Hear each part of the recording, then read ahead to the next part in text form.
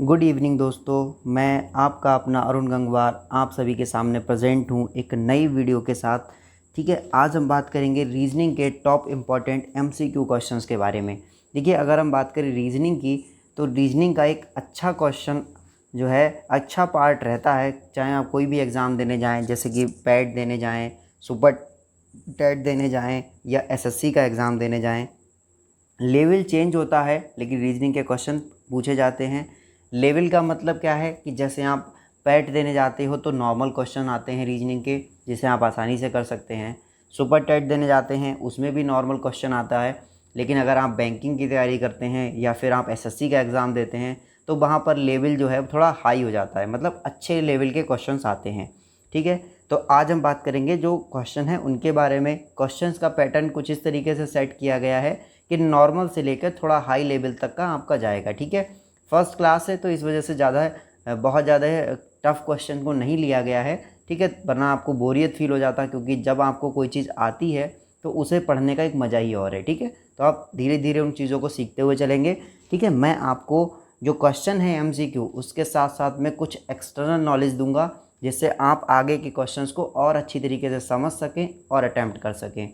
मैं कोशिश करता हूं कि मैं आपको अपने जितना ज़्यादा से ज़्यादा कर सकता हूं उतना ज़्यादा से ज़्यादा समझाने की कोशिश करता हूं। चलिए, बिना टाइम ख़राब किए आगे बात करते हैं। तो देखिए, सबसे पहले बात करेंगे फर्स्ट क्वेश्चन के बारे में।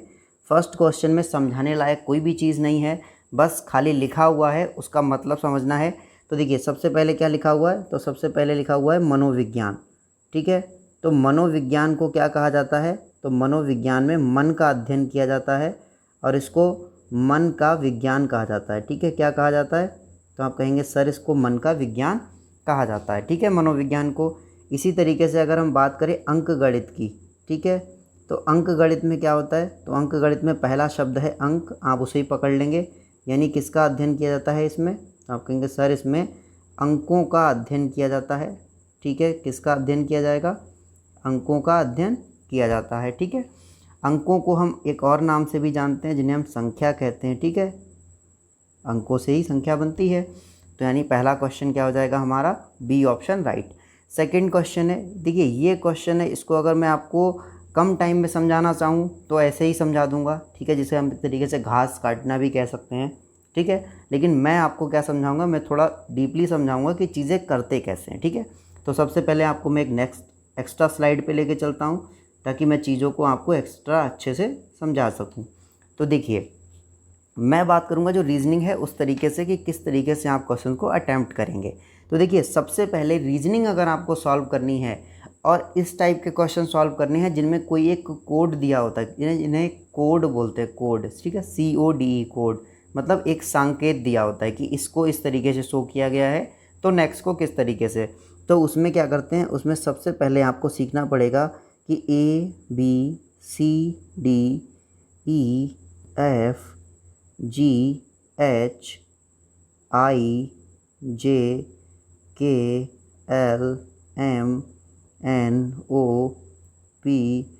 QRSTUV, WXY और Z। अब आप सोच रहे होंगे कि सर ये तो बच्चों वाली चीज़ें हैं, ABCD थोड़ी सीखनी है। हाँ भाई, आपको ABCD नहीं सीखनी है, मुझे भी मालूम है आपको ABCD नहीं सीखनी है, लेकिन आपको सीखना क्या है वो समझिए। तो आपको इनकी नंबरिंग याद करनी पड़ेगी कि कौन सा लेटर कौन से नंबर पे आता है। आपको पता है कि टोटल नंबर कितने होते हैं, ठीक है, टोटल 26 अल्फ़ाबेट्स होते हैं। आपको ये याद रखना है, अगर मैं डायरेक्ट आपसे पूछूं कि 5 नंबर पे कौन सा अल्फ़ाबेट है, अब कंफ्यूज हो जाओगे। 6 नंबर पे कौन सा अल्फ़ाबेट है, कंफ्यूज। 10 नंबर पे कौन सा अल्फ़ाबेट है, कंफ्यूज। तो बस यही चीज़ आपको याद करनी है अगर आपको रीजनिंग समझनी है तो। ठीक है, कैसे याद करेंगे, तो देखिए, जो ए होता है वो कौन से नंबर पे आता है, फर्स्ट पे। जो वी होता है सेकंड नंबर, सी third, D4, E5, F6, G7, H8, ये आई है भाई, I9, J10, K11, 12, 13, 14, 15, 16, 17, 18, 19, 20, 21, 22, 23, 24, 25 और 26। अब देखिए, अब इसमें क्या करना है। अब मैंने आपसे पूछा कि 5 नंबर पे कौन सा आएगा, तो आप डायरेक्ट बता देंगे देख के कि 5 नंबर पे क्या आया, ई आया। ठीक है, तो आंसर ई हो गया। 6 नंबर पे पूछा तो आप बता देंगे एफ आया। 10 पे पूछेंगे तो आप क्या बता देंगे कि 10 नंबर पे कौन आया, जे आया। ठीक है, ये तो एक एक्स्ट्रा बात हुई कि आपने देखा और बता दिया। लेकिन अगर आपको टाइम कंज्यूम करना है, टाइम बचाना है, तो आपको ये चीज़ें क्या करनी पड़ेंगी, याद करनी पड़ेंगी। ठीक है, लर्न करनी पड़ेंगी, याद करनी पड़ेंगी। और याद करना कोई मुश्किल काम नहीं है। ठीक है, आप 5 मिनट अगर इसको ध्यान से देख लेंगे तो आपको याद हो जाएंगी। फिर भी कुछ मैं आपको याद कराने की कोशिश कर रहा हूँ ताकि आप आसानी से याद कर सकें। तो देखिए, एक होता है ए, तो 1 हो गई। ठीक है, स्टार्टिंग के 5 तो आपको पता ही रहेंगे। इसके बाद आप याद रखेंगे ई, जे, ओ, टी, वाई, इसको बोलेंगे इजोती। ठीक है, ई, जे, ओ, टी, वाई, ये है क्या, तो ये 5-5 का गैपिंग है। यानी ई को 5 कहते हैं, जे को 10 कहते हैं, ओ को कितना कहेंगे 15, टी को 20 और वाई को 25। ठीक है, आप इसको चेक कर सकते हैं। जो ई ज्योति है इससे आप बना लेंगे। चलिए मैं और एक्स्ट्रा बता देता हूँ आपको। देखिए, एक ट्रिक है, ई, जे, ओ, टी, वाई, आप इससे याद रख सकते हैं। तो ई ज्योति में आपको क्या मिल जाएगा, ई का 5 नंबर, 10 नंबर, 15 नंबर, 20 नंबर और 25। यानी कहीं पे भी वाई आया है तो उसका प्लेस कितना होगा, 25। टी का प्लेस वैल्यू 20, ओ का 15, जे का 10 और ई का 5। इसी तरीके से क्या याद रखेंगे, ठीक है, इसी तरीके से हम याद रखेंगे CFI LORX, सिफिलॉरेक्स। ठीक है, इसमें क्या होता है, इसमें 3-3 की गैपिंग होती है। 3, 6, 9, 12, 15, 18 और 21। ठीक है, इस तरीके से आपको इतने याद हो गए तो आपको बाकी के भी याद हो जाएंगे। इसके बाद एक चीज़ और भी आपको इम्पॉर्टेंट है। देखिए, आज फर्स्ट क्लास है तो इसलिए थोड़ा सा ज़्यादा टाइम लग रहा है चीज़ों को समझाने के लिए, क्योंकि मेरी आदत है कि मैं पूरा कंटेंट बताता हूँ, क्योंकि मैं नहीं चाहता कि आपके मन में क्लास ख़त्म होने के बाद कोई भी कन्फ्यूज़न रहे कि ये कैसे आया। ठीक है, तो वो चीज़ नहीं रहनी चाहिए। इसके बाद आपको एक चीज़ और इम्पॉर्टेंट याद करनी है कि कोई भी 2 नंबर, ठीक है, कोई भी 2 अल्फ़ाबेट लेंगे तो उनका अगर एडिशन 27 निकलेगा, ठीक है, तो यानी वो नंबर एक दूसरे के अपोजिट होंगे। तो आप कहेंगे सर ये क्या बात हुई, तो ये कुछ इस तरीके से बात हुई कि जब अरेंजमेंट दिया होता है तो कभी कभी डायरेक्ट अरेंजमेंट दे देते हैं, जिसमें ए जो है वो जेड से रिलेट कर जाता है, बी जो है वाई से रिलेट कर जाएगा, सी जो है एक्स से रिलेट कर जाएगा, डी जो है वो किससे करेगा, डब्लू से रिलेट करेगा, ई जो है वो किससे करेगा, वी से रिलेट करेगा, A B C D E F G H I J K L और एम। ठीक है, बस इतना होता है। तो आपको अपोजिट वाले याद रखना है। एफ़ के बाद देखिए, अब आप इस तरीके से चलते चलेंगे तो एम हो गया, एम के बाद N, O, P, Q, R, S, T, U. ठीक है, ये देखिए ये हैं एक दूसरे के अपोजिट। देखिए, इन दोनों को जब ऐड करोगे तो क्या आएगा, 27 आएगा। ठीक है, आगे के क्वेश्चन में इससे रिलेटेड एक क्वेश्चन मैंने लिया है ताकि आपको बिल्कुल क्लियर हो जाए। तो देखिए, ए का होता है वैल्यू 1 और जेड का 26 यानी 27 टोटल वैल्यू, बी का होता है 2 और वाई का 25 यानी 25 और 2 कितना हो गया 27, सी का 3, एक्स का 24 टोटल 27। ठीक है, चलिए अब बात करेंगे क्वेश्चन की। अब क्वेश्चन सॉल्व होगा बहुत आसानी से। तो देखिए, अब हम बात करेंगे किसकी, डी, क्यू, पी, वी और ई। अब देखिए, डी का नंबर क्या है, तो आपको हमने याद कराया था ए बी सी डी, यानी डी का कितना 4, क्यू का कितना, तो क्यू का आपको याद करवाया था अभी। ठीक है, आप उससे याद कर लेंगे कि जो क्यू नंबर होता है इसका कितना नंबर होगा 17। ठीक है, फिर किसका पी का लिखना है और पी कितना होता है MNOP यानी 16 नंबर। फिर वी का याद रखना है, वी का कितना होता है तो 22 होता है और ई का कितना होता है 5। ठीक है, ये हुआ अब नेक्स्ट में क्या है, तो नेक्स्ट में है CROWD, क्राउड। ठीक है, यानी इसका क्या बना है, इसका दूसरा वाला बना है क्राउड।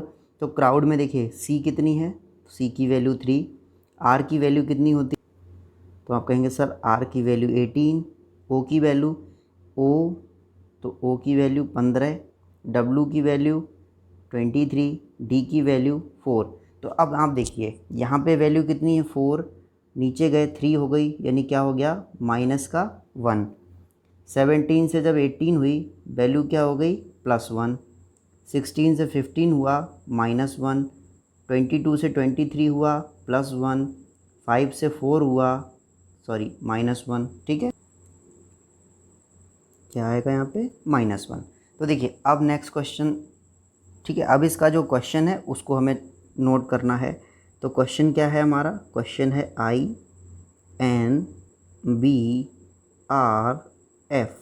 ठीक है, अब हमें क्या करना है, इसको बढ़ा के लिखना है। तो देखिए I का होता है I नो यानी 9, M N, ठीक है, N का कितना होता है, तो N का होता है 14, B का कितना होता है 22, R का कितना होता है, तो R का होता है 18 और F का होता है 6। ठीक है, इस तरीके से हमारे पास आ गया। अब देखिए पहले वाले में क्या हुआ था 4 से 3, यानी 9 की जगह क्या हो जाएगा -1, इसमें +1, इसमें -1, +1 और -1। देखिए 9 में से 1 गया, कितना बचेगा, आप कहेंगे 8 बचेगा। 14 में 1 जोड़ना पड़ेगा तो कितना बचेगा 15। 22 में 1 कम होगा, कितना बचेगा 21। 18 में 1 जुड़ेगा, कितना बचेगा 19। ठीक है, और F है, F में 6 है, 6 में 1 जुड़े कम होगा, कितना बचेगा, तो 5। ठीक है,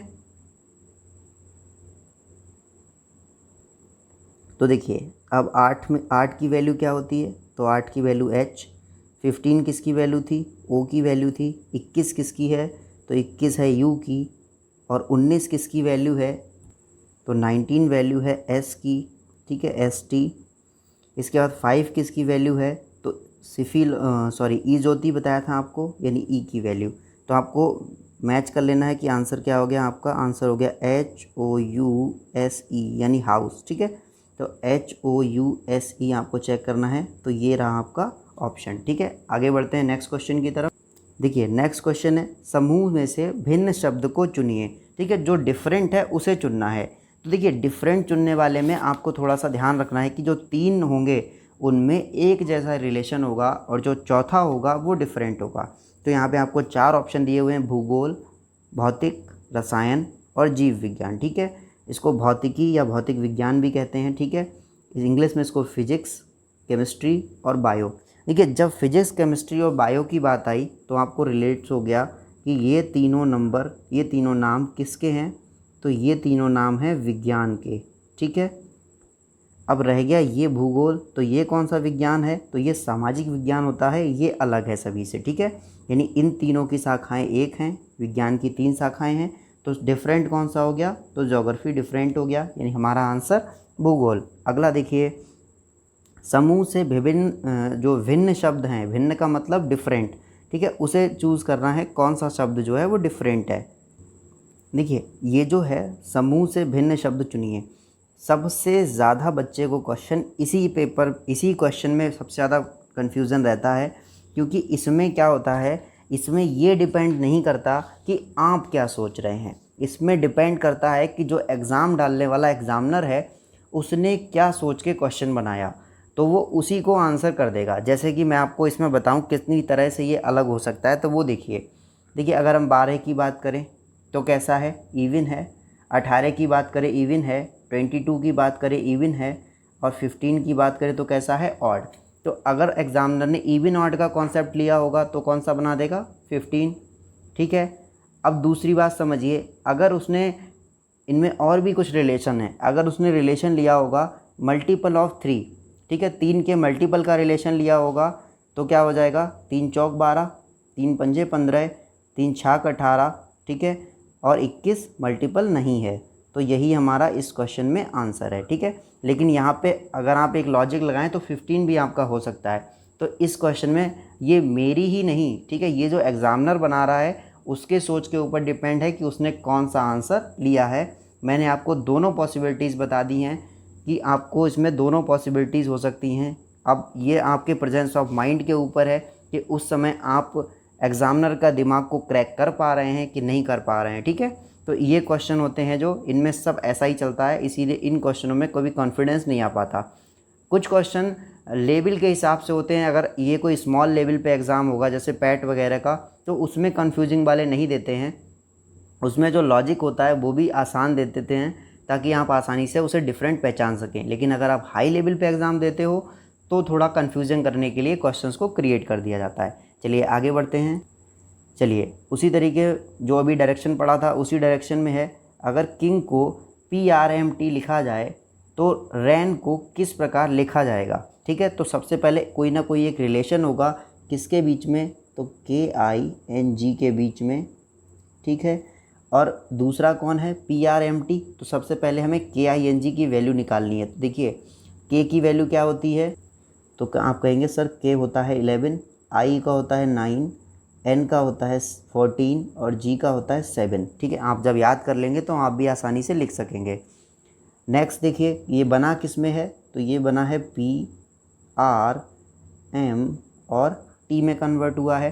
तो अब देखिए P की वैल्यू क्या होती है, तो आपको पता है जो P है वो कितना होगा 16 है, I जो है 9 है और R क्या होता है, तो R की वैल्यू होती है 18, M है इसकी वैल्यू कितनी होगी 13 और T की वैल्यू कितनी होती है 20। अब अगर आप देख पा रहे हैं तो 20 + 7 कितना हुआ 27।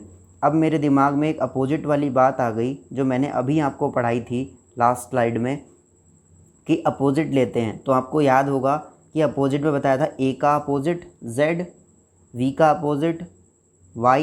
ठीक है, इस तरीके से तो मैंने आपको बताया था I का अपोजिट R, ठीक है, K का अपोजिट P, I का अपोजिट R, K का अपोजिट P, N का अपोजिट था M। ठीक है, चाहे M का अपोजिट N मान लीजिए या N का अपोजिट M मान लीजिए, एक ही बात है। G का क्या था, तो G का था T।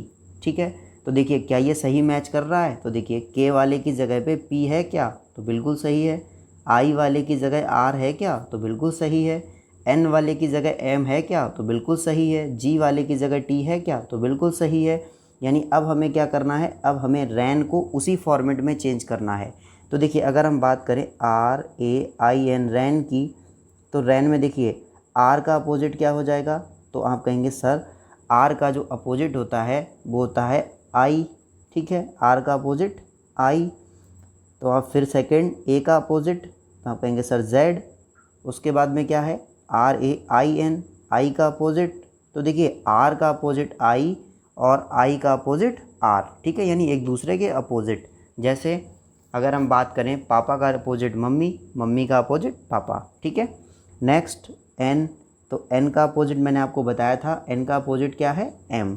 ठीक है, तो अब हमारा आंसर प्रिपेयर हो गया, रेडी हो गया। देखिए तो R पहले नंबर पे है, यानी पहले नंबर पे क्या आंसर आएगा I आएगा, यानी ये नहीं होगा, ये नहीं होगा, इन दोनों में से हो सकता है। सेकंड पे A है तो A का उल्टा Z, यानी दोनों ऑप्शन ठीक हैं। I है, I के बाद R, यानी कौन सा ऑप्शन अब ठीक हो गया, ये वाला गलत हो गया क्योंकि इसमें M आया हुआ है, जबकि सही क्या है, तो सही है आपका R। ठीक है, आपको बहुत ही ध्यान से ये क्वेश्चंस को अटैम्प्ट करना है ताकि मिस्टेक ना हो, क्योंकि जो एग्ज़ामिनर होता है वो मतलब ये सोच के एग्ज़ाम बनाता है, क्वेश्चन बनाता है कि अगर आपका दिमाग थोड़ा सा भी स्लिप हुआ, मतलब अगर कंसंट्रेशन थोड़ा सा भी ख़राब हुआ, तो आप जो है वो गलत वाला ही टिक करके आओगे।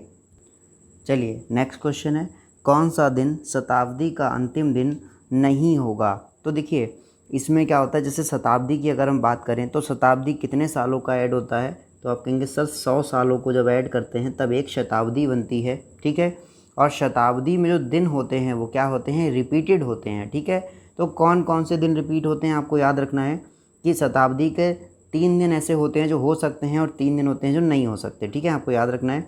तो जो रविवार है ये शताब्दी का अंतिम दिन हो सकता है, सोमवार हो सकता है, बुधवार हो सकता है, लेकिन जो शनिवार का दिन है, ठीक है, वो कभी भी शताब्दी का अंतिम दिन नहीं होता।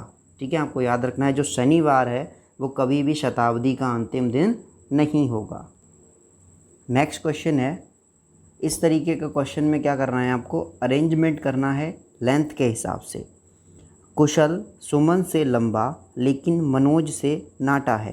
तो देखिए कुशल जो है वो सुमन से तो लंबा है लेकिन मनोज से नाटा है, यानी सबसे लंबा कौन हो गया, तो सबसे लंबा हो गया इनमें मनोज, और मनोज के बाद कौन हो गया, तो कुशल सुमन से लंबा है। ठीक है, कुशल जो है वो सुमन से लंबा है लेकिन मनोज से नाटा है, तो दूसरे नंबर पे कौन आ जाएगा, दूसरे नंबर पे आ जाएगा कुशल। फिर इनसे भी छोटा कौन हो जाएगा, तो इनसे भी हो जाएगा सुमन। ठीक है, ये तो अरेंजमेंट हुआ 3 का। इसके बाद में क्या हुआ, सचिन विनोद से नाटा है, यानी जो सचिन है वो किससे छोटे हैं, तो सचिन विनोद से नाटा है, यानी सचिन नाटा है और किससे नाटा है, तो विनोद से, यानी विनोद कैसे हो जाएगा, बड़ा।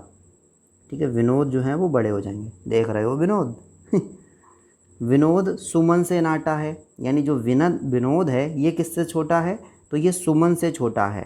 ठीक है, तो सुमन से छोटा है, तो सुमन कहाँ से हो जाएंगे, तो ये सुमन हो जाएंगी यहाँ पे। ठीक, अब देखिए सुमन का रिलेशन पहले से ही आ गया था, तो यहाँ पे किसका निकल आएगा, यहाँ पे निकल आएगा विनोद का, और यहाँ पे कौन आ जाएगा, तो यहाँ पे ऑटोमेटिक कौन आ जाएंगे, सचिन आ जाएंगे। ठीक है, अब देखिए पूछा है कि अवरोही क्रम में, अवरोही क्रम का मतलब सबसे बड़ा पहले और सबसे छोटा बाद में, तो सबसे पहले यानी कि लंबा। ठीक है, सबसे लंबा कौन होगा, तो देखिए सबसे पहले कौन आया है, तो मनोज बाजपेयी जी खड़े हैं सबसे पहले, तो कौन आया, मनोज आया। ठीक है, सबसे पहले मनोज आया। चलिए नेक्स्ट क्वेश्चन की तरफ आगे बढ़ते हैं। चलिए देखिए नेक्स्ट क्वेश्चन की बात करें, 1 अक्टूबर को रविवार है तो 1 नवंबर को कौन सा दिन होगा। तो देखिए आपको याद रखना है, इसको करने के अलग अलग टेक्निक्स हैं, लेकिन जो सबसे सिंपल तरीका है वो मैं आपको बताता हूँ। तो देखिए इसमें क्या करते हैं, अगर हम बात करें तो हमें पता है कि दिन कितने होते हैं, टोटल 7 दिन होते हैं, यानी 7 दिन के बाद अगर हम 8वां दिन बात करें तो कौन सा हो जाएगा, जो पहला दिन होगा वो 8वां। 9वें दिन की बात करें तो जो दूसरा दिन होगा वो 9वां। तो हम कैसे करते हैं, तो देखिए किसी भी जब महीने के दिन निकालने होते हैं तो हम उसमें क्या करते हैं, 7 से उसको डिवाइड कर देते हैं। जैसे मान लीजिए अगर महीने में 30 दिन हैं तो हम इसमें निकाल लेंगे कितने सप्ताह हैं, तो कितने होंगे, 7 चौक 28, यानी 4 सप्ताह कंप्लीट होंगे और 2 दिन एक्स्ट्रा होंगे।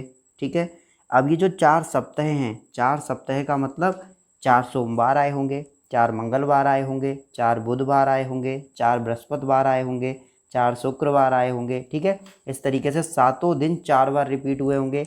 लेकिन अगर महीना 30 दिन का है तो ये 2 दिन ऐसे होंगे जो 4 की जगह कितनी दिन आएंगे, तो ये 4 की जगह 5 बार आएंगे। ठीक है, क्योंकि 4 बार तो कहाँ तक आ गए हैं, यहाँ तक 28 दिनों तक, लेकिन जो 2 दिन एक्स्ट्रा हैं तो इनमें क्या होगा, वो रिपीट हो जाएंगे। ठीक है, तो या तो इस तरीके से आप कर ले, या फिर एक और भी बहुत अच्छा तरीका है, उससे आप और भी आसानी से कर सकते हैं।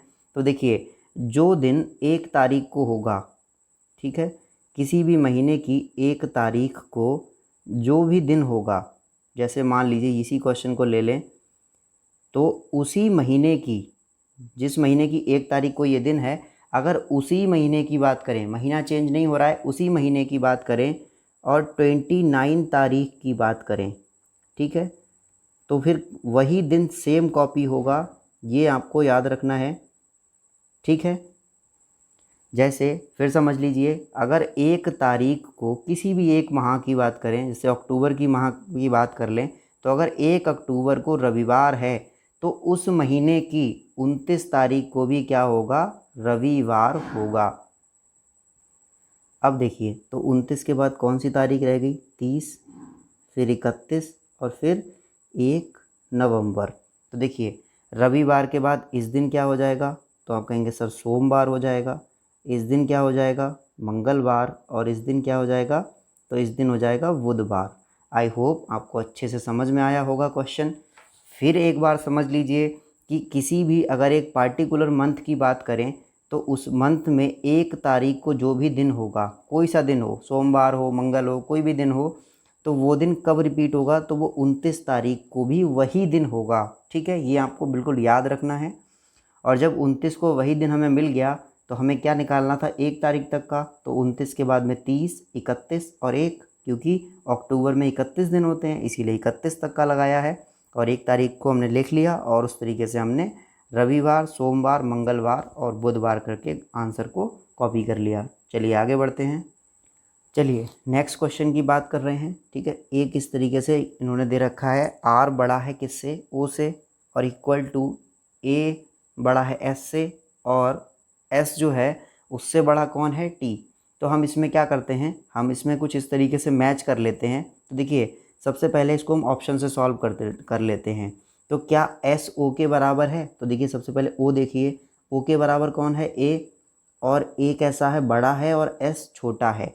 तो देखिए जब ए बराबर है एस के तो ओ किसके बराबर होना चाहिए था, ओ ए के बराबर हो जाएगा। और ए कैसा है, बड़ा है एस से, तो एस कैसा हो जाएगा, छोटा। यानी ये वाला क्या हो जाएगा, छोटा, किससे, ओ से। लेकिन यहाँ पे क्या सिंबल है, बराबर का, तो ये एक्यूरेट नहीं है, यानी ये ऑप्शन गलत। नेक्स्ट, क्या टी बड़ा है ए से, तो देखिए ए है यहाँ पे, ए के बाद में ये सिंबल है, फिर ये सिंबल है। अब देखिए तो जो एस है, एस से बड़ा है ए, और टी बड़ा है एस से। ठीक है, तो अब इसमें है क्या, जो एस है, जो एस है वो ए और टी के कैसा है, बीच में है। यानी ए जो है वो बड़ा है और टी भी एस से बड़ा है, लेकिन इन दोनों का रिलेशन अलग है। ठीक है, तो ये हमारा ठीक नहीं है। आगे देखिए, ओ और टी में रिलेशन बताना है, तो ओ कहाँ पे है, ये, और इसके इक्वल में कौन है, तो इसके इक्वल में ए है। ठीक है, अब ए बड़ा है एस टी, यानी सिंबल्स को हम अपोजिट नहीं करेंगे। जैसे ये सिंबल है, ठीक है, तो हम इसमें अपोजिट नहीं लेके आएंगे। जैसे यहाँ पे ये वाला सिंबल है, यहाँ पे ये दो सिंबल को क्रॉस करके हम उसका अपोजिट नहीं करेंगे।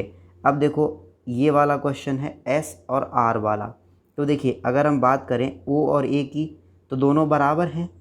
ठीक है, और फिर क्या है, आर जो है वो ओ से बड़ा है, यानी ए से भी क्या हो जाएगा, बड़ा।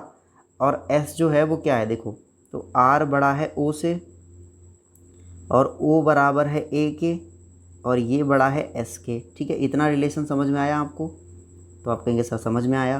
तो देखिए आर बड़ा है, ओ इक्वल है ए के, तो यानी आर किससे बड़ा हो जाएगा, कहीं ना कहीं ए से, और ये बड़ा है एस से।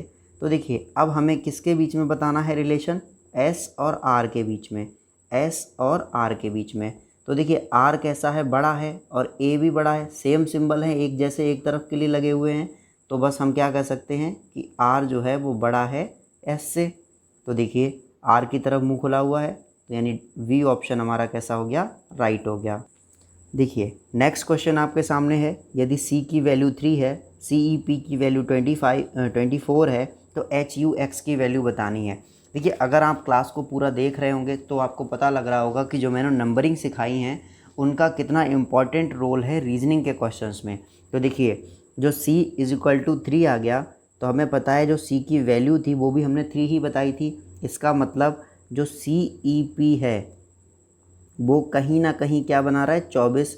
तो ये कैसे बना सकता है, तो सबसे पहले तो हम नंबरिंग करेंगे, उसके बाद उन नंबरों को आपस में जोड़कर, घटाकर, मल्टीप्लाई करके या डिवाइड करके, स्क्वायर करके देखेंगे, कोई ना कोई एक ऐसा रिलेशन बन जाएगा जिससे आंसर कितना निकलेगा, 24। तो देखिए सी को कितना कहा, 3, ई को कितना कहा, 5, और पी को कितना कहा, तो MNOP 16। ठीक है, पी को क्या कहा, 16। अब हमने जब देखा तो देखिए 24 16 से बड़ा है, यानी कहीं ना कहीं जुड़कर बन रहे हैं। ठीक है, आप इसको जब इसका नंबरिंग कर लेंगे तो आपको 99% आंसर का श्योरिटी हो जाएगा कि कौन सा प्रोसेस लग रहा है इसमें।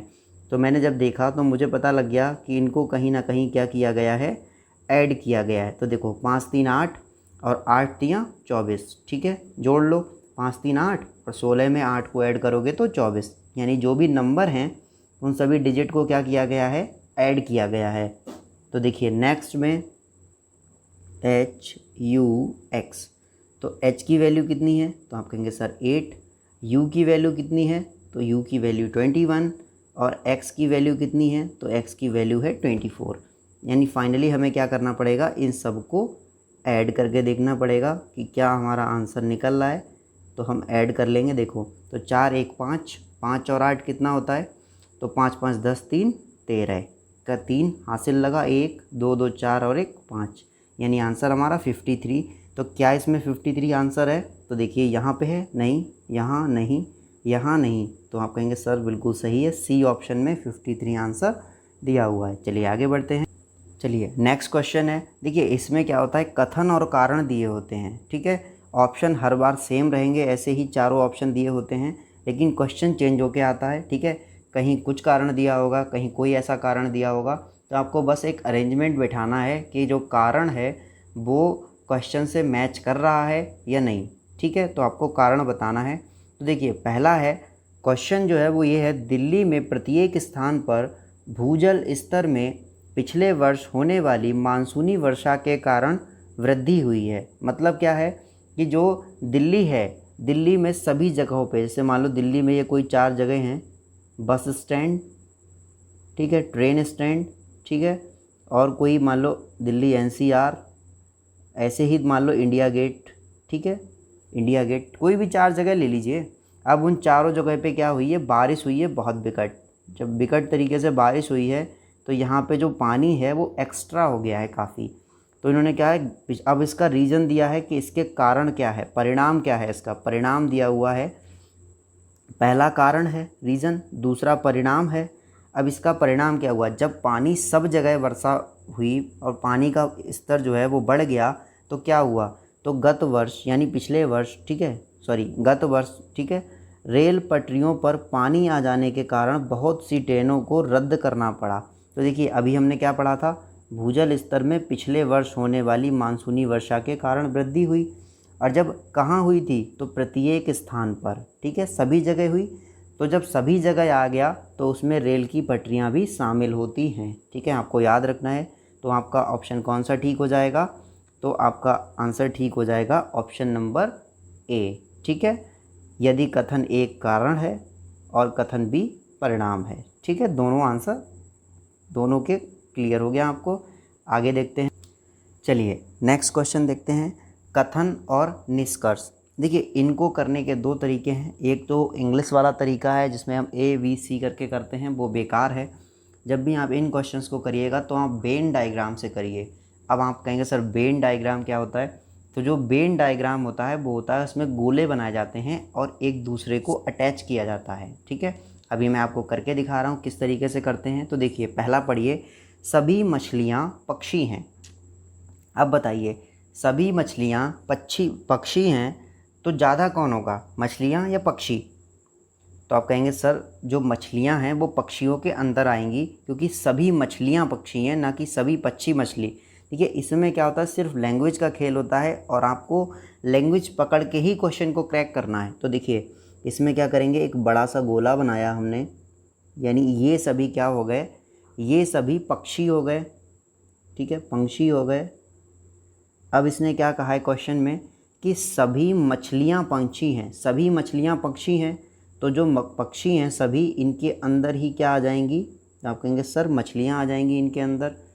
कैसे पता आपको, क्योंकि इसमें क्वेश्चन में क्या कहा गया है कि सभी मछलियाँ पक्षी हैं, यानी मछली कहाँ आ गई, पक्षियों के अंदर, ठीक है, ये तो हो गई मछली और ये पंछी हो गए। अब क्या कहा है कि कुछ मुर्गियाँ मछलियाँ हैं, कुछ, सब नहीं हैं, कुछ मुर्गियाँ, यानी कुछ का मतलब इस तरीके से इंटरसेक्ट कर लेंगे और ये क्या हो जाएंगे, कुछ मुर्गियाँ मछली हैं, यानी ये जो क्या हो गई, मुर्गी। तो देखिए जब मुर्गी वाले ने मछली वाले को इंटरसेक्ट किया तो इसका मतलब क्या, देखिए इस तरीके से जैसे मैंने एक डायग्राम बनाया, इसका मतलब क्या हुआ कि कोई भी एक चीज़, जैसे मान लिया मैंने इनको नाम दे दिया, मोर नाम दे दिया, ठीक है, मैंने कह दिया ये मोर हैं। फिर मैंने कहा, एक मैंने सर्कल बनाया और मैंने कह दिया कि इसमें क्या है, इसमें मैंने उभयचर ले लिए। उभयचर का मतलब जो ज़मीन पे भी रह सकें, आकाश में भी उड़ सकें, हर जगह रह सकें, ठीक है, उभयचर ले लिया। अब मैंने कहा कि मोर को उभयचर है, मोर हैं, ठीक है।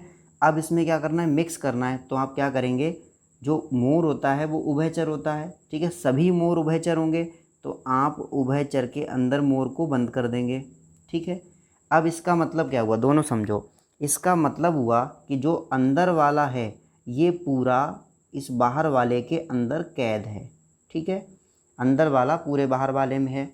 दूसरा मतलब क्या होता है, दूसरा होता है गोला इस तरीके से, इसको इंटरसेक्ट करना कहते हैं। इसका मतलब क्या हुआ कि ये हिस्सा अलग है और ये हिस्सा अलग है, और जो ये बीच वाला हिस्सा ये है, दोनों को जो इंटरसेक्ट कर रहा है ये कैसा है, तो ये है कॉमन, ठीक है। जो बीच वाला हिस्सा है दोनों में जो कॉमन है वो हिस्सा कॉमन। तो इसमें कौन सा वाला हिस्सा कॉमन है, तो आप देखेंगे इसमें जो ये वाला हिस्सा है वो कैसा है, तो वो कॉमन है किसके किसके बीच, मछली और मुर्गी के बीच। जब सभी मछली पक्षी हैं तो मुर्गी भी कहीं ना कहीं क्या हो जाएगी, पक्षी हो जाएगी, ठीक है। तो अब देखिए ऑप्शन में क्या है, अब इसका ये आंसर दिया है और ये इसके ऑप्शन है, ठीक है। कुछ मुर्गियां पक्षी हैं, तो जब मछलियां हैं सभी मछली पक्षी हैं, और कुछ मुर्गी जो हैं वो क्या हैं, मछली हैं, तो सीधी सी बात है कुछ मछलियां क्या हो जाएंगी, ठीक है, कुछ मुर्गियां अपने आप पक्षी हो जाएंगी, ठीक है, जो इसको कॉमन कर रही हैं। यानी पहला ऑप्शन हमारा ठीक है, कोई पक्षी मुर्गी नहीं है, यानी ये जो पक्षी हैं ये कोई भी पक्षी मुर्गी नहीं है। तो ये कैसे पॉसिबल है, जब ये इंटरसेक्ट कर रहा है इसके अंदर और ये पहले से ही उसके अंदर है, तो यानी ये भी कहीं ना कहीं इसमें कॉमन होगा, ठीक है। तो यानी ये वाला ऑप्शन हमारा गलत हो गया, सिर्फ पहला आंसर ठीक है, यानी option number A is right answer. चलिए आगे बढ़ते हैं। चलिए देखिए इसको किस तरीके से करेंगे, तो इसमें फिर से वही वेन डायग्राम बनेगा। तो देखिए सभी जानवर नहीं है, जानवर है, ठीक है, और सभी जानवर कुत्ते हैं। तो देखिए सभी जानवर है ना, ज़्यादा कौन है, जानवर, और ठीक है सभी जानवर कैसे हैं, कुत्ते। तो देखिए अगर मैं बात करूं तो कुछ इस तरीके से डायग्राम बनेगा कि सभी जानवर, ठीक है, सभी जानवर, यानी जानवर कहाँ आएंगे, अंदर आएंगे, तभी तो सभी जानवर होंगे, ठीक है। सभी जानवर और हैं कौन, तो कुत्ते हैं, ठीक है। सभी जानवर कौन हैं, कुत्ते हैं। अब देखिए सभी जानवर कुत्ते हैं, ठीक हो गया। नेक्स्ट सभी कुत्ते पक्षी हैं, यानी सभी कुत्ते जो हैं वो क्या हैं, पक्षी। तो कुत्ते तो पहले ही देख लिए हमने, और सभी कुत्ते, तो जैसा कि सभी जानवर कुत्ते थे वैसे ही सभी कुत्ते पक्षी हैं। तो यानी एक डायग्राम और बनेगा और इसमें क्या आ जाएगा, पंक्षी आ जाएगा, ठीक है। तो अब देखिए अब क्वेश्चन को हम आंसर किस तरह से कर सकते हैं। तो देखिए अगर क्वेश्चन में क्या क्या निष्कर्ष हो सकते हैं, ऑप्शन को छोड़िए, पहले आप समझ लीजिए। अगर कहा जाए सभी जानवर पक्षी हैं तो ठीक है, अगर कहा जाए सभी कुत्ते पक्षी हैं तो भी ठीक है क्योंकि अंदर आ रहा है, सही है। अगर कहा जाए कि कुछ कुत्ते पक्षी हैं तो गलत हो जाएगा क्योंकि सभी कुत्ते पक्षी हैं, ठीक है। अंदर जो भी आ जाएगा बिल्कुल वो सभी हो जाएगा। अगर अपोजिट कर दें और आए कि कुछ पक्षी कुत्ते हैं, अब आप कंफ्यूज, क्योंकि देखिए ये पक्षी सब हैं बाहर और अंदर कुत्ते हैं, तो कुछ ना कुछ पक्षी अंदर भी होंगे, अंदर वाले एरिया में भी होंगे। तो वही क्या हो जाएगा कि कुछ पक्षी कुत्ते हैं, ठीक। कुछ पक्षी जब कुत्ते हो गए उसी तरीके से लॉजिक से क्या हो जाएगा कि कुछ पक्षी जानवर भी हो जाएंगे। लेकिन अपोजिट क्या समझिए, देखिए अगर कहा जाए सभी जानवर पक्षी हैं, ठीक है, अगले में कहा गया सभी पक्षी जानवर हैं, फिर देखिए कुछ पक्षी जानवर हैं। ये तीन ऑप्शन मैंने आपको दिए हैं अपने पास से। अब देखिए तो आपको चेक करना है, सभी का जब शब्द आ जाता है, सभी का मतलब है कि जो जिस चीज़ के बारे में पूछा जाए वो बड़े वाले के अंदर हो। तो देखिए सभी जानवर पक्षी हैं, तो क्या सभी जानवर यानी जानवर पक्षी वाले गोले के अंदर हैं, देखिए टोटल। तो देखिए आप कहेंगे सर बिल्कुल, पक्षी वाला गोला सबसे बड़ा वाला गोला है और जानवर वाला गोला पूरा उसी के अंदर है, मतलब कहीं से बाहर निकला हुआ नहीं है, पूरा अंदर है, ठीक है। तो ये ऑप्शन ठीक हो गया। सेकंड देखिए सभी पक्षी जानवर हैं, अब कहा गया है कि सभी पक्षी जानवर हैं, तो देखिए पक्षी वाला गोला बड़ा है या जानवर वाला, तो आप कहेंगे सर पक्षी वाला। तो जब पक्षी वाला बड़ा गोला है और जानवर वाला छोटा है तो सभी पक्षी जानवर कैसे हो सकते हैं? सभी छोटे वाले तो बड़े वाले हो सकते हैं, लेकिन सभी बड़े वाले छोटे वाले कैसे हो सकते हैं? नहीं हो सकते, यानी ये ऑप्शन हमारा गलत। अब है कुछ पक्षी जानवर हैं, यानी इनमें से सभी तो नहीं हैं। जैसे मान लो ये जो एरिया है, ये टोटल तो इसमें नहीं आ सकता, लेकिन इसका कुछ हिस्सा इसमें आ सकता है, तो ऑप्शन नंबर डी भी राइट है। अब आपको देखना है निष्कर्ष, तो केवल एक अनुसरण करता है, और निष्कर्ष क्या है? कभी की जगह आप सभी कर लीजिए, बाई मिस्टेक है ये। सभी जानवर पक्षी हैं, तो देखिए पहला ही ऑप्शन हमारा था, और ये क्या है? एक्यूरेट है। फिर देखिए सभी पक्षी जानवर हैं, तो सभी पक्षी जानवर नहीं हैं। मैंने आपको अच्छे से समझा दिया और एक्सप्लेन कर दिया है। आई होप इसके बाद आपके अंदर कोई भी कन्फ्यूज़न नहीं रहा होगा। चलिए आगे बढ़ते हैं नेक्स्ट क्वेश्चन की तरफ, ठीक है। चलिए नेक्स्ट क्वेश्चन देखते हैं, इम्पॉर्टेंट है बहुत ज़्यादा। सभी पिल्ले बाघ हैं, सभी बिलौटे बाघ हैं, तो दोनों में कॉमन क्या है? बाघ। और सभी पिल्ले और सभी बिलौटे की बात हुई है। तो देखिए अगर हम कुछ इस तरीके से बनाएं तो ये कुछ इस तरीके से बनेगा कि जो बड़ा वाला हिस्सा है वो किसका बनेगा? बाघ का। और इसके अंदर कौन आएंगे? तो इसके अंदर आएंगे पिल्ले, ठीक है। सभी पिल्ले बाघ हैं। आगे देखिए फिर दूसरे को लेंगे तो क्या बनेगा? बाहर वाले में फिर बाघ रहेगा, और अंदर क्या हो जाएंगे? अब बिलौटे हो जाएंगे अंदर, ठीक है। तो बिलौटे।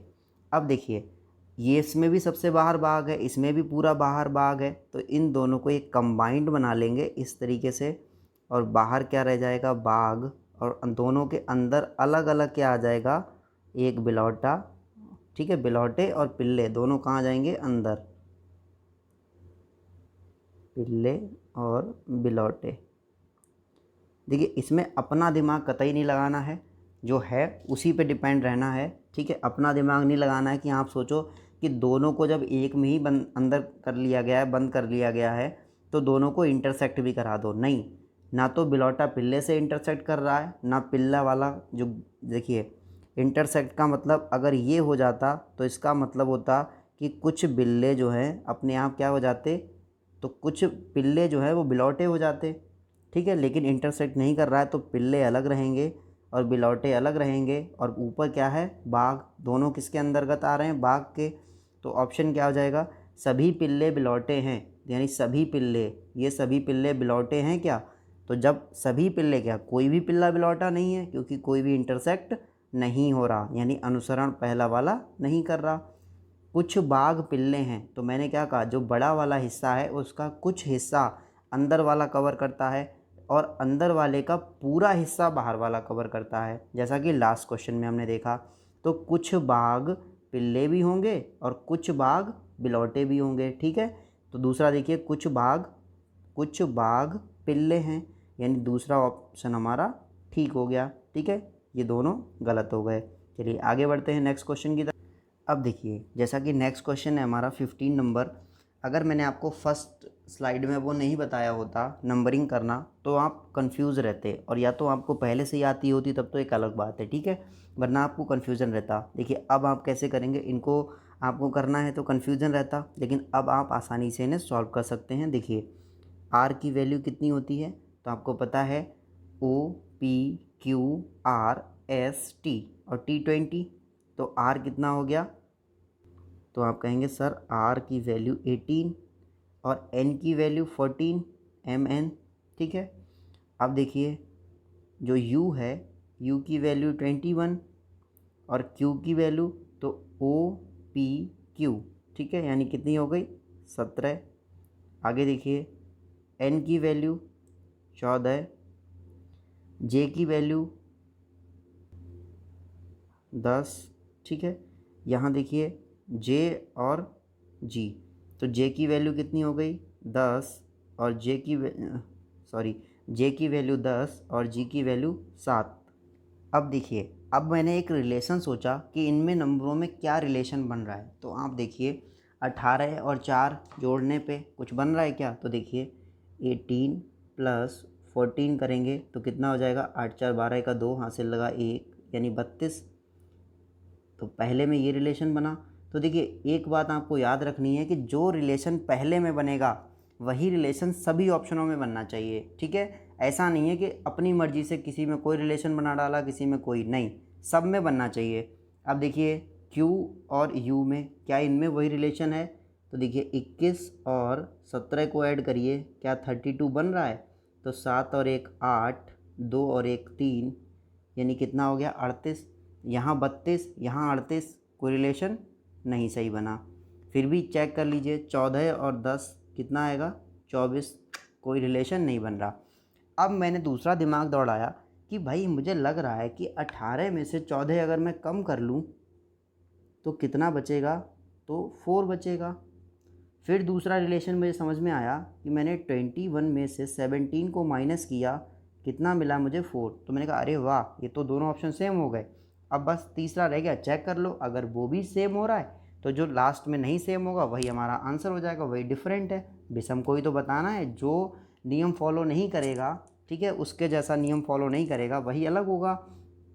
थर्ड में क्या है 14 माइनस 10, कितना बचा 4, यानी यहाँ भी 4, यहाँ भी 4, यहाँ भी 4। लास्ट में देखिए ये वाला ऑप्शन बचा, ऊपर वाला ये बी ऑप्शन बचा, इसमें क्या है 10 माइनस 7 इक्वल टू 3, ठीक है। तो इसमें क्या हो गया, यही वाला ऑप्शन हमारा क्या हो गया, डिफरेंट हो गया, ठीक है। आई होप आप समझ गए होंगे अच्छे से। नेक्स्ट क्वेश्चन करते हैं। चलिए नेक्स्ट क्वेश्चन की बात करते हैं। 16 नंबर का क्वेश्चन है हमारा। तो देखिए यदि, ठीक है, छात्रों की एक पंक्ति में दिवाकर जो है, दिवाकर नाम का एक लड़का है, वो बाएं से 27वां और दाएं से 19वां, खैर गोली मारो इसको, ठीक है। अब बात समझो, जो अपनी वाली बात है वो समझो। जैसे मैंने कह दिया, किसी भी बच्चे का नाम ले दिया, जैसे मैंने कह दिया राहुल, राहुल फॉर आर, ठीक है। राहुल स्टार्टिंग से कौन से प्लेस पे है, थर्ड प्लेस पे है, फर्स्ट सेकंड और थर्ड प्लेस पे। अब मैंने कहा कि एक दूसरी लाइन है जिसमें राहुल कौन से प्लेस पे है, फोर्थ प्लेस पे है। अब जब मैं इन दोनों लाइनों को कॉमन करूँगा, इस तरीके से बनाऊँगा, ठीक है, तो कुछ ऐसी बन के आएगा कि राहुल ऊपर से कौन से स्थान पे है, थर्ड पे बना, और नीचे से 1 2 3 4, ठीक है। इस तरीके से मान लो अगर लंबी लाइन है तो ये 4, यानी 2 बार एक ही लड़का आ गया ना। तो आप कहेंगे हाँ सर बिल्कुल, 2 बार एक ही लड़के की बात हो गई, जबकि एक लड़का क्या 2 बार लाइन में हो सकता है? तो आप कहेंगे सर नहीं हो सकता। यानी हमें क्या करना पड़ेगा, उनकी जो पोजीशन है उसे ऐड करना पड़ेगा और उसमें से एक को माइनस करना पड़ेगा। अब एक माइनस क्यों करेंगे वो आप समझ गए होंगे, क्योंकि एक इंसान 2 बार नहीं हो सकता, इसीलिए उसकी वैल्यू में एक को क्या करते हैं, माइनस। जब भी दिया जाए बाएं और दाएं करके, ठीक है, यानी अपोजिट डायरेक्शन से दोनों खड़े हों, तब उनमें क्या करते हैं, दोनों को ऐड करते हैं, तभी टोटल नंबर ऑफ स्टूडेंट निकल आता है। ये आया, और फिर इसको क्या करेंगे, ऐड करेंगे, तभी हमें पता लगेगा कि स्टूडेंट्स कहाँ पे इसकी सिचुएशन है। तो ऐड करेंगे तो 7 और 9 कितना हो जाएगा, तो 7 9 6, ठीक है, कैरी लिया, तभी ये हो गया 46, ठीक है, 46 हो गया। अब इसमें क्या करेंगे, 46 तो आ गया, लेकिन इस 46 में देखो 27वें नंबर पे भी वही है और 19वें नंबर पे भी वही है, यानी एक लड़का 2 बार आ गया, कौन, दिवाकर। लेकिन लाना हमें कितनी बार है, एक बार। तो 2 बार आने की वजह से एक बार उसमें माइनस करेंगे, यानी फाइनली अब कितना आया, 45। अब ठीक आया है, तो 45 आ गया। अब पूछा जा रहा है कि कितने और छात्र शामिल हों कि संख्या कितनी हो जाए, 53। अभी संख्या कितनी है, 45, और करनी कितनी है, 53।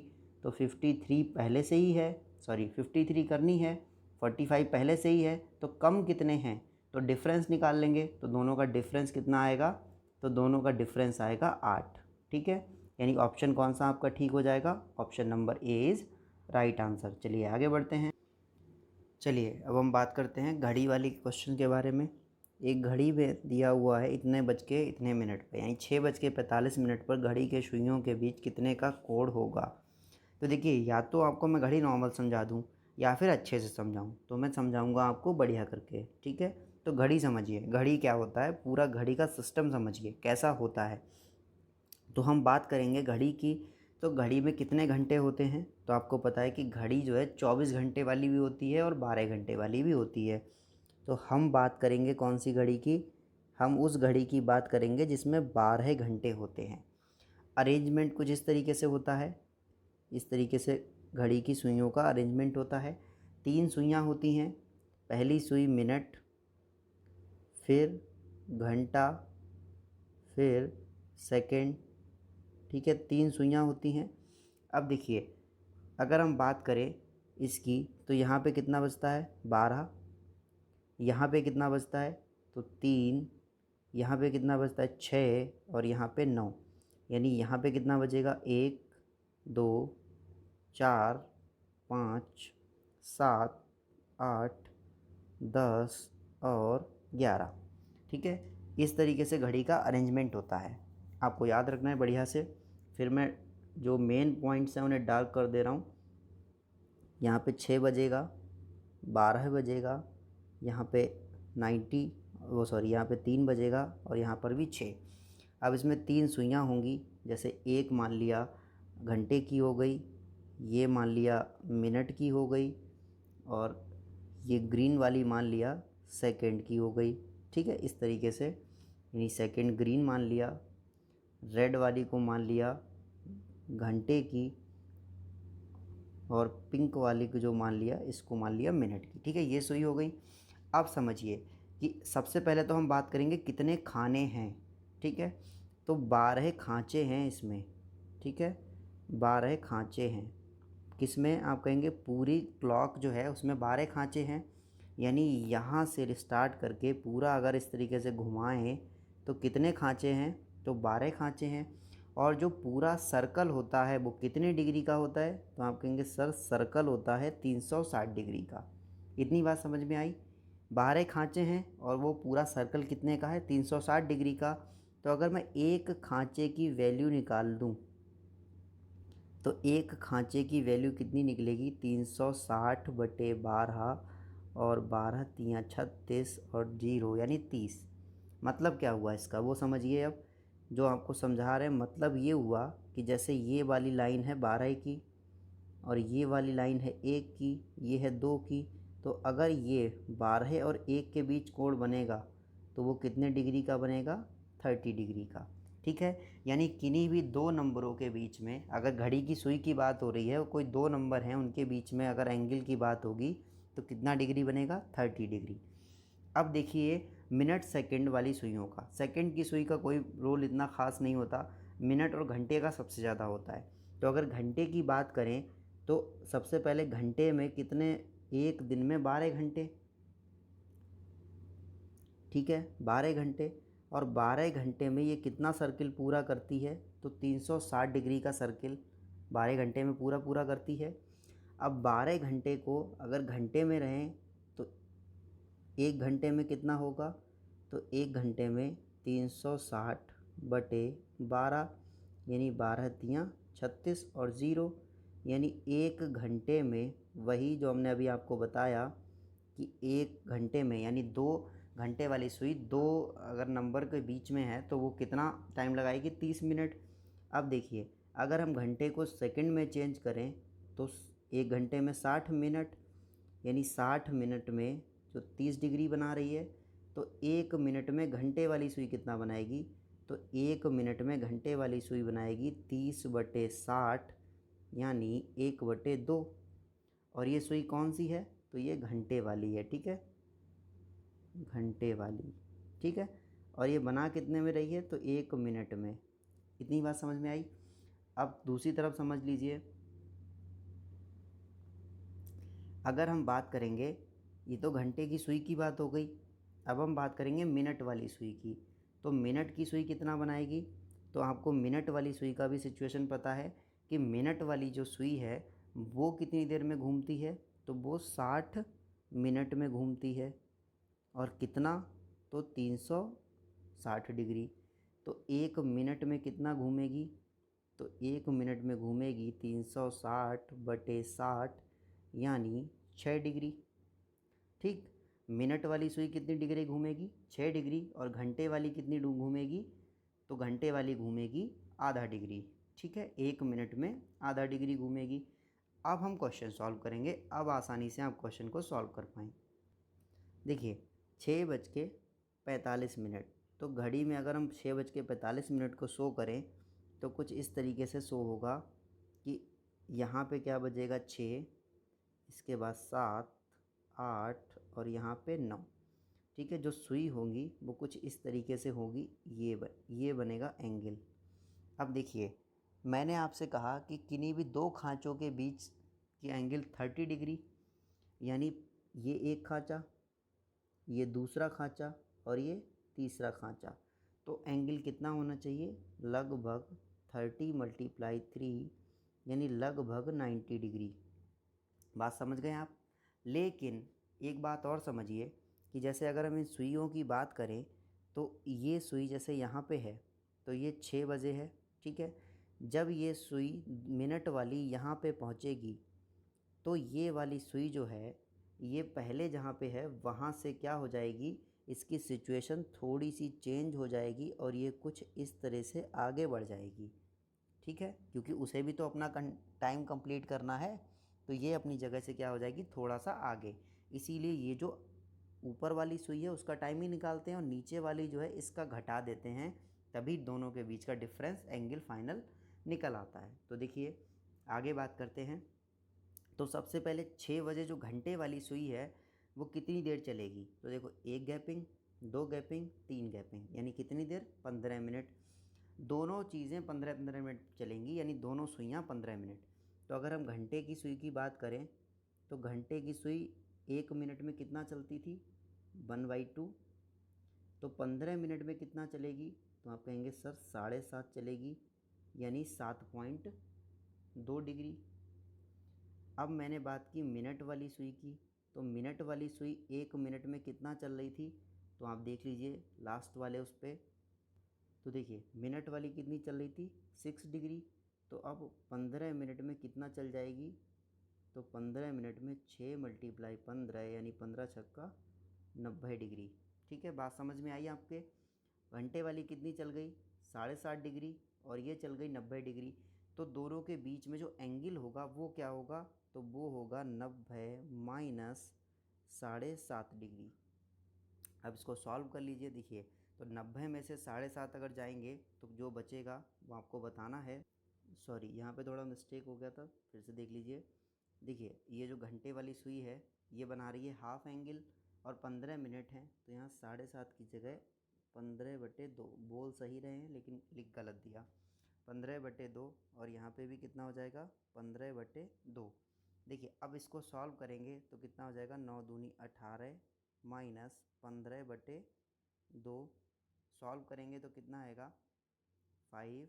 और इधर बचा 7, 7 में से बन गया 6 और 1 नीचे बचा 2। करेंगे इसको तो 82 एंड 1.5, ठीक है, 82.5 आ जाएगा, ठीक है, 82.5 डिग्री आ जाएगा, यानी option number C is right answer. I hope आप अच्छे से समझ गए होंगे कि क्लॉक को किस तरह से सॉल्व करते हैं। इस तरीके से आप कहीं भी कोई भी एंगल पूछा जाए आप आसानी से उसे कर सकते हैं। चलिए नेक्स्ट क्वेश्चन देखिए। पुत्र जो है वो भतीजा, पुत्री, चलिए इससे पहले साफ कर लेते हैं थोड़ा सा ही। तो देखिए, पुत्र है तो भतीजा है, पुत्री होती है तो क्या कहते हैं? तो पुत्री को कहते हैं भतीजी, ठीक है, ये option number A is right. Next question है, यदि 256 का अर्थ लाल रंग चाक, 589 का अर्थ हरे रंग फूल, ये रेंग नहीं रंग है, ठीक है, हरे रंग फूल, 245 का अर्थ है सफ़ेद रंग चाक, तो बताइए सफ़ेद का किस अंक से संकेतबद्ध है? ठीक है, संकेत बताना है। तो देखो इसे कैसे सॉल्व करते हैं, इसको इस तरह से सॉल्व करते हैं, 2, 5, 6 लिख लिया, इसके आगे जो अर्थ है वो लिख लिया, तो क्या है? लाल रंग चाक, ठीक। दूसरा क्या है? 5, 8, 9, इसका अर्थ क्या है? तो इसका अर्थ है हरे रंग फूल, ठीक, हरे रंग फूल। नेक्स्ट 2, 4, 5, 245 का अर्थ क्या है? तो फिर अर्थ है सफ़ेद रंग चाक। अब देखिए इसका अर्थ कैसे निकालते हैं वो समझिए। तो देखिए सबसे पहले इसमें और तीनों में कॉमन क्या है, तो तीनों में कॉमन है 5, तो हम इधर कॉमन करेंगे 5, ये भी 5 और ये भी। अब हम देखेंगे कि तीनों में कौन सा नाम कॉमन है। तो मुझे दिख रहा है कि इसमें भी रंग है, इसमें भी रंग है और इसमें भी रंग है, तीनों कॉमन हुए एक जैसे।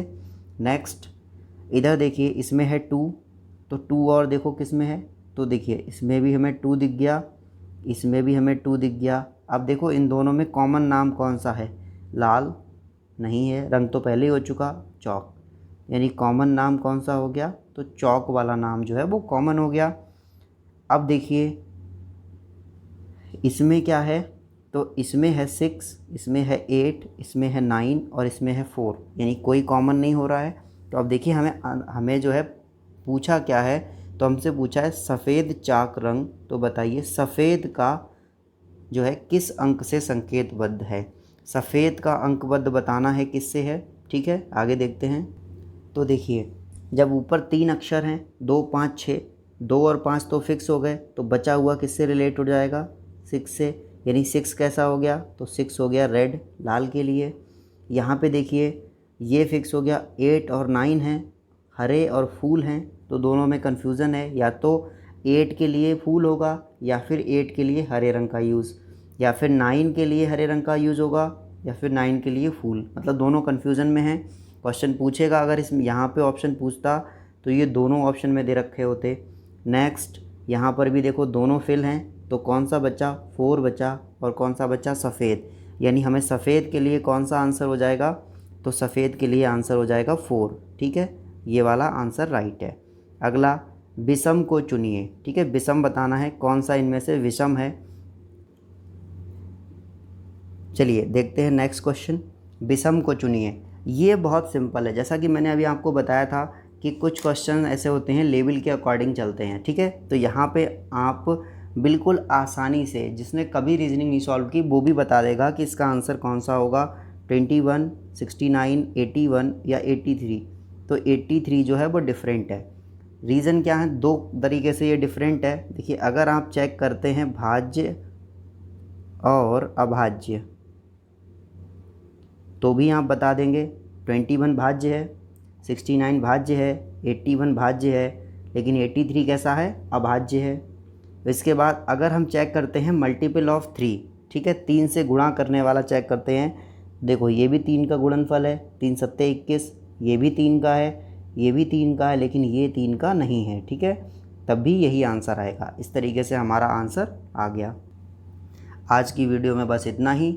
Thank you for watching. अगर वीडियो अच्छी लगी है तो प्लीज़ चैनल को लाइक कीजिए, शेयर कीजिए, सब्सक्राइब कीजिए। आप जितना लाइक करेंगे, जितना शेयर करेंगे, जितना सब्सक्राइब करेंगे, मैं आपके लिए उतना ही अच्छे से अच्छा कंटेंट और ज़्यादा से ज़्यादा समझाने की कोशिश करूँगा। मेरी मेहनत कैसी लगी वीडियो के कमेंट बॉक्स में ज़रूर बताएं। Thank you very much. जय हिंद, जय भारत। मिलते हैं नेक्स्ट वीडियो में एक नए लेक्चर के साथ, तब तक के लिए जय हिंद।